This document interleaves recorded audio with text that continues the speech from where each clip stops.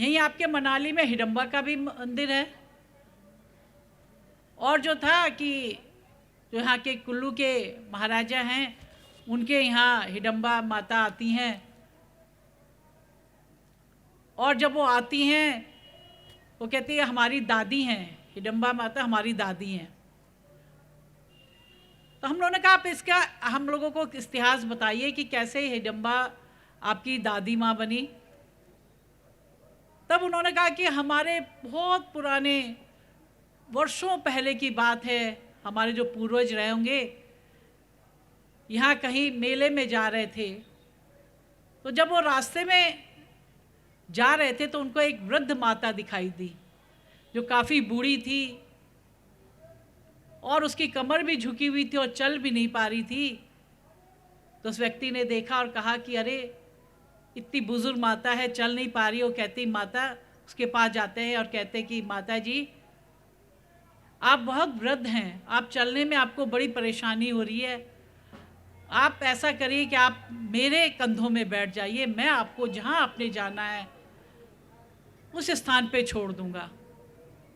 वो बुढ़िया माई उस व्यक्ति के कंधों में बैठती है और जब अपने गंतव्य स्थान में पहुंच जाती, उतरती है और कहती है कि बेटा तूने जो है मेरी बड़ी सेवा करी, मुझे अपने कंधों में तू बैठा के लाया, और कहते मैं जो हूँ हिडम्बा हूँ और मैं तेरी सेवा से इतनी प्रसन्न हुई, जहाँ जहाँ तेरी दृष्टि गई वहाँ तक तेरा राज रहेगा।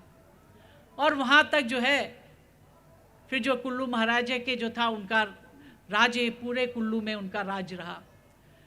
कहने का तात्पर्य है कि जब उस व्यक्ति के हृदय में एक मानवता जागी, एक सद्भावना जागी, और उसने देखा कि एक बुढ़िया माई जो चल नहीं पा रही है उसको उसने अपने कंधे में बैठा के उसको उसके स्थान तक पहुंचाया, तो वो जो माता थी वो हिडम्बा माता थी और उसने जो है उनकी सब भक्तों की परीक्षा लेनी चाहिए कि देखिए कौन जो है, किसके दिल में मानवता जगती है, किसके दिल में सद्भावना जगती है। तो उन हज़ारों लाखों लोगों में जो एक व्यक्ति के हृदय में वो मानवता जागी और उन्हें उसकी जो सहायता करी, और उसका प्रताप से, उसके पुण्य से जो है वो जो है उन्हें पूरा कुल्लू का राज्य मिल गया। तो हम भी अपने जीवन में यही देखें कि जो कोई, जिसको ज़रूरत है, जिसकी कोई समस्या है, उसकी हम समस्या को दूर करें, उसके दुख दर्दों को दूर करें, उसकी जो आवश्यकता है उसकी आवश्यकता को पूर्ण करें। तभी हमारा ये जो मानव जीवन है, ये मानव जीवन सार्थक हो सकता है। अब देखिए आपके कुल्लू आश्रम में, कुल्लू में भुंतर में जो है कितना बड़ा एक सुंदर आश्रम बन गया। पहले भी हम आए थे, बहुत छोटा था, फिर ये निर्णय किया कि भाई इसको बड़ा बना दिया जाए। महाराज जी की आज्ञा हुई और निर्देश दिया गया कि भाई इसको भैया बड़ा आश्रम बना दिया जाए। तो महाराज जी के निर्देश अनुसार बाई जी ने, महात्मा जी ने, प्रेमी लोगों ने यहाँ बड़ा पुरुषार्थ किया और सबने बड़ी सेवा करी तन मन धन से, और आज उस सेवा का परिणाम हुआ कि आपके भुंतर में कितना सुंदर आश्रम का निर्माण हो गया। मैं सभी बाई जी, महात्मा जी और सभी प्रेमी भक्तों ने जिसमें इस यज्ञ में अपनी आहुति डाली है, उन सबको अपनी तरफ से, अपनी संस्था की तरफ से बहुत बहुत बधाई देती हूँ, बहुत बहुत आशीर्वाद देती हूँ कि इसी तरह से आप अपने हिमाचल में ऐसे ही और ज्ञान का प्रचार प्रसार करें और आश्रमों का निर्माण करें। देखिए जो आश्रम गुरु महाराज बनाते हैं वो अपने लिए नहीं बनाते, वो समाज के लिए बनाते हैं, प्रत्येक व्यक्ति के लिए बनाते हैं, जनमानस के लिए बनाते हैं। क्योंकि लोग जो होते हैं वो केवल अपना घर बनाएगा, अपने घर में रहेगा, उसके परिवार वाले रहेंगे, उसके बच्चे रहेंगे, माता पिता रहेंगे, भाई बहन रहेंगे, यही रहेंगे। वो केवल अपने लिए वो आश्रय बनाता है। लेकिन गुरु महाराज जो आश्रम बनाते हैं वो प्रत्येक जनमानस के लिए बनाते हैं, जिससे कि आश्रम रहेगा, वहाँ साधु संत रहेंगे, वहाँ आप लोग आएंगे, सत्संग का श्रवण करेंगे, साधु संतों का साथ करेंगे और हम उनसे अच्छी बातों को ही ग्रहण करेंगे। हम ही नहीं करेंगे बल्कि हमारे बच्चे, हमारे आने वाली पीढ़ी, हमारे आने वाला भविष्य उसका उपयोग करेगा और उससे एक अच्छा इंसान बन के इस अपने भारत देश का वो नागरिक बनेगा। इसीलिए कहा कि भाई देखो, संसार में जो है दो तरह के व्यक्ति होते हैं। एक व्यक्ति को कहा गया है, वो सूप की संज्ञा दी गई है, और एक व्यक्तियों को कहा गया है उन्हें छलनी की संज्ञा दी गई है।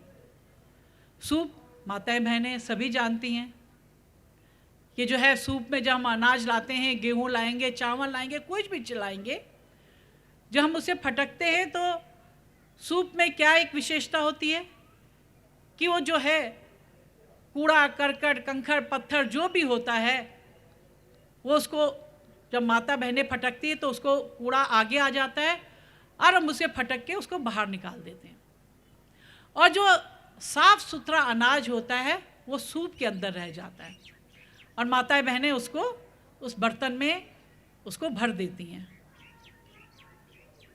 और जो छलनी होती है, आप आटा छानती होंगे घर में, जब रोटी बनाते हैं, परोठा बनाते हैं, कुछ भी बनाएंगे तो हम आटा, मैदा, सूजी कुछ भी छानेंगे तो उसमें हम क्या होते हैं, जब हम छानते हैं तो हम क्या देखते हैं कि हमने छलनी से आटा, सूजी, मैदा जो भी अनाज को छाना तो जो अच्छा अनाज होता है वो नीचे थाल में आ जाता है और जो उसका कूड़ा करकट होता है वो छलनी में रह जाता है। तो इसी तरह से इस संसार के संसारी जीव होते हैं, वो जो होते हैं उनकी उपमा, उनकी संज्ञा छलनी के समान होती है। वो संसार में रहते हैं, जन्म लेते हैं, बड़े होते हैं, वृद्ध होते हैं और सारा जीवन जो है संसार की भोग विलासता में गुजार देते हैं, संसार की बुराइयों को अपने जीवन में एकत्रित करते हैं, संसार की जितनी कुरीतियाँ हैं उनको अपने जीवन में एकत्रित करते हैं और अपने सारा जीवन वो संसार की बुराइयों को ही लेके एक दिन इस संसार से चले जाते हैं। जिस तरफ से छलनी जो है अपने सारा अच्छा अनाज तो थाल में निकाल देती है और बुरे अनाज को अपने अंदर ग्रहण कर लेती है, ठीक ऐसा संसारी जीव है। संसार की बुराइयाँ कुरीतियों को तो अपने हृदय में संजोती रहती है, समेटती रहती है और संसार में जो भी अच्छे बातें होती है उसको, सार तत्व को अपने जीवन में ग्रहण नहीं करती। लेकिन दूसरी तरह से इसके विपरीत दूसरे जीव भी होते हैं जो संसार में आते हैं और संसार की अच्छाइयों को अपने जीवन में ग्रहण करते, अपने हृदय में आत्मसात करते, अपने हृदय में ग्रहण करते हैं। आज जो है आप ही के कुल्लू में कितना बड़ा ये प्रोग्राम हो रहा है, सबको पता है, सत्संग हो रहा है, सत्संग में अच्छी बात सुनने को मिलेंगी, सार गर्भित बातें सुनने को मिलेंगी, लेकिन जो है चंद लोग यहाँ पे पहुँचते हैं, बाकी लोग कोई मेले में घूम रहा है, कोई कहीं घूम रहा है, कोई रिश्तेदारों के यहाँ जा रहा है, इधर उधर घूमने में लगे हुए हैं, वो यहाँ नहीं आते कि वो संसार की जो असार तत्व है उन असार तत्वों को ग्रहण करने में लगे हुए हैं।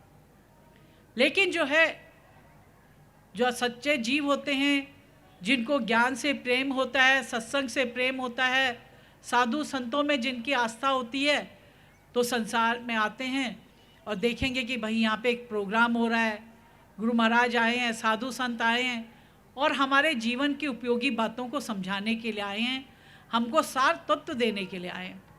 तो वो लोग आते हैं तो उनका जीवन जो है एक सूप के समान होता है। वो संसार की गंदगी को, संसार की बुराइयों को अपने अंदर आत्मसात नहीं करते हैं, बल्कि संसार में जो अच्छाइयाँ होती हैं उन अच्छाइयों को, उन गुणों को, उन सार तत्व को अपने जीवन में वो उतारते हैं, अपने जीवन में ग्रहण करते हैं और अपने जीवन को सफल करते हैं। इसीलिए जो व्यक्ति ज्ञान प्राप्त कर लेता है तो संसार के आवागमन से मुक्त हो जाता है, 84 लाख योनियों से वो भटकना उसको नहीं पड़ता है। नहीं तो हमने प्रभु परमात्मा ने हमारे ऊपर बड़ी दया करी, बड़ी कृपा करी, हमको एक मनुष्य तन दिया, लेकिन मनुष्य तन पाकर भी अगर हमने संसार की बुराइयों को ही ग्रहण किया, संसार के सार तत्व को नहीं जाना, संसार के ज्ञान को नहीं जाना तो हमारा जीवन व्यर्थ है, हमारे जीवन का कोई औचित्य नहीं है। हम भी पशु पक्षी के समान ही हैं। संसार में आए, संसार में जो है अपना बचपन खेल कूद में गुजार दिया, युवावस्था आई तो घूमने फिरने में गुजार दी, अपने प्रौढ़ावस्था आई तो अपने घर गृहस्थी में ही सारा जंजाल उसी में लगा दिया। लेकिन जब अंतिम समय आया तो हमने जो है उस ज्ञान को हमने प्राप्त नहीं किया। तो इसलिए जो है हमने उस ज्ञान को प्राप्त करें जो हम केवल मनुष्य योनि में ही प्राप्त कर सकते हैं। सारे पशु पक्षी जितने भी देखेंगे, जीव जंतु, कीड़े मकोड़े, जितनों को भी हम देखेंगे, हर जीव जंतु अपने जीवन का निर्वाह करता है। इस संसार में आता है तो उसे भूख लगती है। आप देखेंगे सड़कों में गाय भैंस बकरी सब जो है चर रहे होते हैं। कहीं ना कहीं कोई घास खा के, कोई जो है कहीं पे भोजन गिरा होगा उसको खा के अपनी भूख को शांत कर लेता है। जिसको प्यास लगती है किसी सरोवर में जाके, किसी तालाब में जाके, किसी नदी नाले में जाके या कहीं बहते पानी में जाके वो अपनी प्यास भी शांत कर लेता है। और आपने देखा होगा कि वो अपने परिवार को भी बढ़ा लेता है। तो इसमें मनुष्य में और पशु पक्षी में कोई अंतर नहीं रह जाता। वो भी खाना खाता है, अपना पेट भरता है, पानी पी के अपने प्यास को बुझाता है, प्रजनन के द्वारा अपनी जाति को बढ़ाता है। लेकिन मनुष्य में और पशु में यही अंतर है कि मनुष्य ये सब करते हुए भी जो है केवल ज्ञान के द्वारा अपने जीवन का कल्याण कर सकता है। जब हम ज्ञान को प्राप्त करेंगे, गुरु महाराज जी के द्वारा हमें सच्चा ज्ञान मिलेगा और हम जो है उस ज्ञान को प्राप्त करके अपना भजन करेंगे, सुमिरन करेंगे, तो हम जो है अपने जीवन को हम अपना कल्याण कर सकते हैं। फिर हम लक्ष्य 84 में हमको भटकना नहीं पड़ता। और जो हम जीवन पर्यंत करेंगे तो उसके आदमी को उसकी आदत हो जाती है। जैसे कि हम पहाड़ में भी अगर रहोगे, अगर जिसको स्नान करने की आदत होगी, चाहे बर्फ़ भी गिरेगी तो रोज़ स्नान करेगा। आप देखोगे अपने जीवन में, अगर हमने सुबह उठ के बताया जाता है कि अपने सबसे पहले ब्रश से करो, अपना मुँह धो, नहाओ धो, फिर हम जो है पूजा पाठ करें तो सब आदमी करता है जिसको आदत होगी। और जिसको आदत ही नहीं होगी तो कई दिनों तक वो नहाएगा भी नहीं। कई लोग ऐसे होते हैं कि ब्रश भी नहीं करेंगे, नहाएंगे धोएंगे, मुँह सीधे जो है अपने क्रियाकलाप करने लग जाते हैं। लेकिन जब हमें आदत होती तो हम उसके बिना रह नहीं सकते। ऐसे ही जब ज्ञानी को जीव जो होता है उसको ज्ञान प्राप्त हो जाता है और उसकी प्रैक्टिस करता है, से अनुभव प्राप्त करता है, तो वो ज्ञान के बिना, भजन के बिना, सुमिरन के बिना, सेवा के बिना वो रह नहीं सकता। आप लोग भी देखो, पूरे हिमाचल से दूर दूर से आए, कोई सांगला से आया, कोई चंबा से आया, कोई जो है निर्मंड से आया, कोई करसोंग से आया, दूर दूर से जो है लोग यहाँ पे आए, मंडी से आए, क्योंकि उनके हृदय में ये ज्ञान है कि भाई देखो हमने ज्ञान प्राप्त किया है, हमारे गुरु महाराज आए तो हमको वहाँ जाना है और हमको उनके दर्शन करने, उनके सत्संग को प्राप्त करना है। तो वो लोग वहाँ पे आए।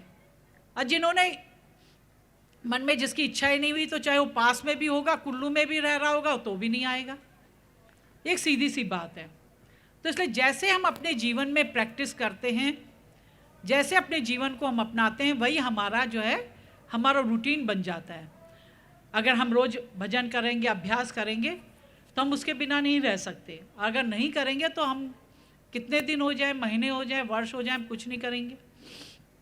इसलिए आप लोगों ने जो ज्ञान लिया, उस ज्ञान को जो गुरु महाराज ने दिया और हमने मानव तन पाके उसको प्राप्त किया है, तो उसका हमने खूब अच्छी तरह से अपना भजन सुमिरन करना चाहिए, अपनी सेवा करनी चाहिए।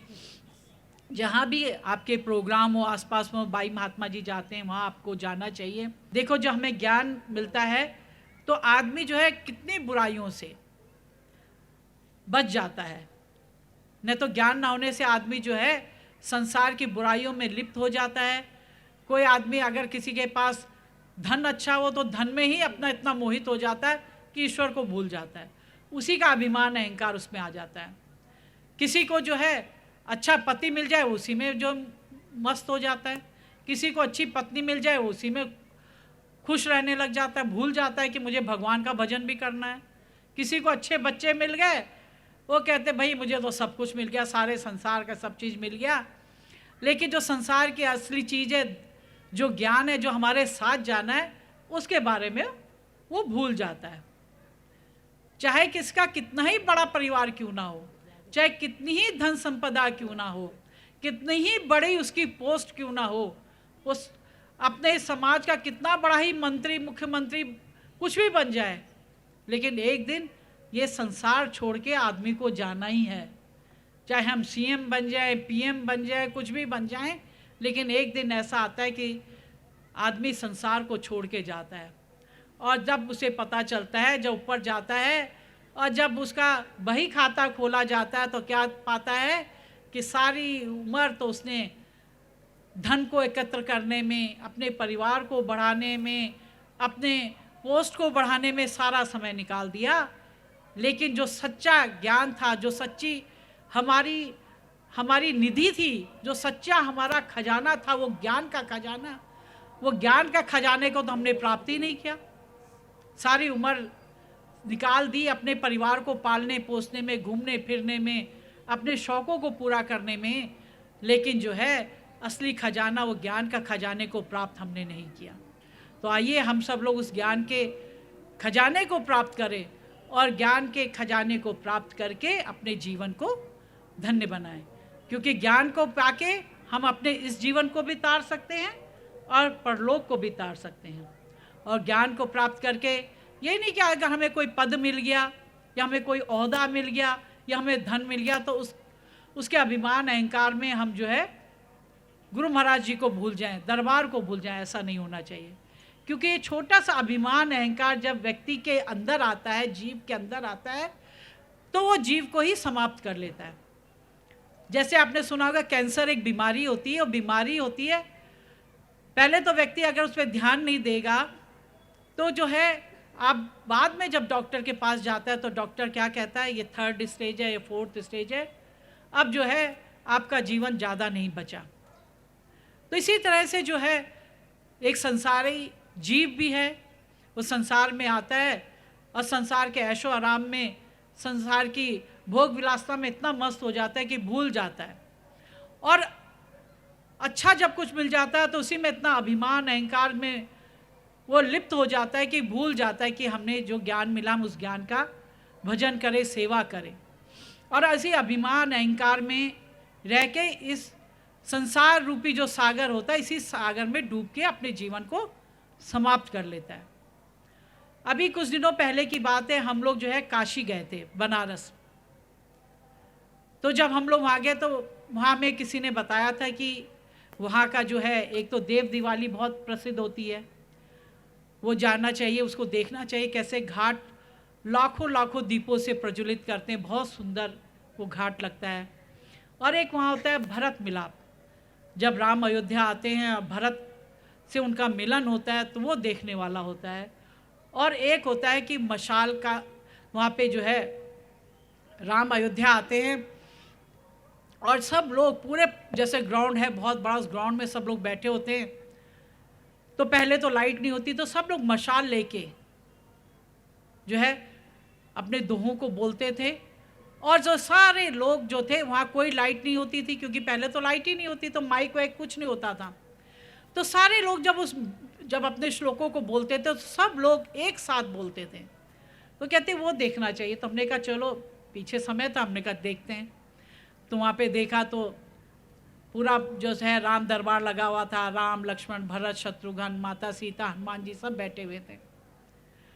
तो सब लोग जो है, क्योंकि जब राम ने रावण पे को वध किया और लंका पे विजय प्राप्त करी, और जब वो वापस अयोध्या लौटते हैं तो उनके साथ साथ जो थे सुग्रीव, जामवंत, नल, नील और सारे लोग बानर जो है उनके पास आते हैं उनको छोड़ने के लिए। कुछ दिन वो अयोध्या में रहते हैं और जब वो वापस जाते हैं तो भगवान राम उनको अंग वस्त्र देके सबको विदा करते हैं। जामन को भी विदा करते हैं, अंगद को भी विदा करते हैं। अंगद भी कहता है कि नहीं प्रभु राम, मुझे अपने चरणों में रख लो, मैं आपके चरणों में रहेंगे। तो भगवान राम कहते नहीं, तुम तो यहाँ के राजकुमार हो, मैंने तुम्हारे ऊपर बहुत बड़ी जिम्मेवारी दी है, तुम अपने राज को अच्छी तरह से संभालो। तो ऐसे करके वो सबको विदा करते हैं। तो जब अयोध्या में भी जब वो पहुँचते हैं तो माता कौशल्या भी बड़ी प्रसन्न होती है, अपने रामचंद्र बेटे को देख के बड़ी प्रसन्न होती है और कहती कि बेटा तुम जो हो रावण को वध करके आए हो, तुमने लंका पर विजय प्राप्त करी, मैं बहुत खुश हूँ, तुमने रावण का वध किया। तो प्रभु राम कहते हैं माता को कि माता, मैंने जो है रावण का वध नहीं किया, बल्कि रावण का जो अभिमान और अहंकार था, उस अभिमान और अहंकार ने रावण का वध किया। क्योंकि आप सब लोग जानते हैं रावण जो था कितना बुद्धिमान था, वो भी ज्ञानी था। भगवान शिव को उसने प्रसन्न करके अपने सरों को काट काट के उसने भगवान शिव को प्रसन्न करके जो है उनसे ज्ञान प्राप्त किया था, उनसे कितनी विद्याएं प्राप्त करी थी और सारे वेदों का ज्ञाता था, उपनिषदों का ज्ञाता था। लेकिन क्या एक जब व्यक्ति के जीवन में एक अभिमान अहंकार की एक छोटी सी भी लौ जगती है तो व्यक्ति के सारे जीवन को जला के नष्ट कर देती है। यही हाल भगवान बताते भाई रावण का क्या हुआ, यही हुआ। सोने की लंका थी, किसी की आपने देखी, कोई भी देखा होगा आपने, कोई शहर कोई नगर कोई गांव सोने का देखा आप लोगों ने? नहीं था, उस समय भी नहीं था। लेकिन केवल एक लंका जहाँ रावण उसका राजा था, लंका का राजा था, उसका सारा लंका जो सोने की थी। लेकिन क्या एक बुराई आई, उसकी बहन जब आई सूर्पनखा ने देखा कि राम और लक्ष्मण दो सुंदर नौजवान एक नारी के साथ वन में विचरण कर रहे हैं।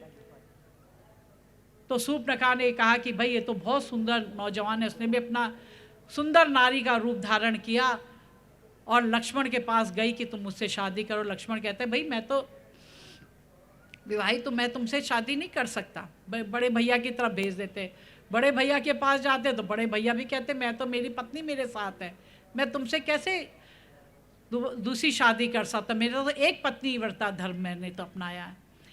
तो राम लक्ष्मण की तरफ भेजते, लक्ष्मण राम की तरफ भेजती, तो सूर्पनखा जो है बहुत क्रोधित हो जाती, बहुत गुस्से में आ जाती है और दौड़ के सीता माता पे प्रहार करती है कि मैं इसको ख़त्म करती हूँ, जिससे फिर ये जो मुझसे ब्याह करेंगे। तो लक्ष्मण को क्रोध आता है, वो अपने जो है उसकी तलवार से उसकी नाक काट देते हैं। तब से जो है अब जब नाक काट जाती सूर्पनखा तो दौड़े दौड़े अपने भाई के पास जाती, लंका में जाती है कि भाई ये दो नौजवान आए थे और उन्होंने मेरी नाक काट दी। भाई को बहन की नाक काटने का बड़ा दुख होता है, क्रोध भी आता है, कहते कौन है ऐसा जो जिसने मेरी बहन की नाक काटी, इतना अपमान किया। तो जो है जब वो कहती कि नहीं, उसके साथ एक बहुत सुंदर नारी भी उनके साथ है, माता सीता के लिए कहती है, तो रावण के हृदय में एक जो है भोग की जो है वासना जो थी वो जागृत हो जाती है। सुंदर नारी सुन के वो उनकी तरफ कहता मैं जो है उनसे वध करूंगा और सीता को अपनाऊंगा। केवल एक छोटी सी चिंगारी ने रावण के जीवन को बर्बाद कर दिया। अगर उसके हृदय के अंदर वो सुंदर नारी को सुन के वो भोग विलासता की अगर उसकी अग्नि ना जलती तो उसका ना सोने की लंका जलती, न वो सीता का अपहरण करता, न राम से उसका वध होता, न लंका जलती और ना ही उसका वध होता, ना ही उसके भाई मारे जाते, ना बेटे मारे जाते। देखा होगा कुंभकर्ण मेघनाद सब मारे गए और अंत ये हुआ कि उसकी लाश को जलाने वाला भी कोई उसका सगा संबंधी नहीं रहा, केवल एक जो है बुराई से।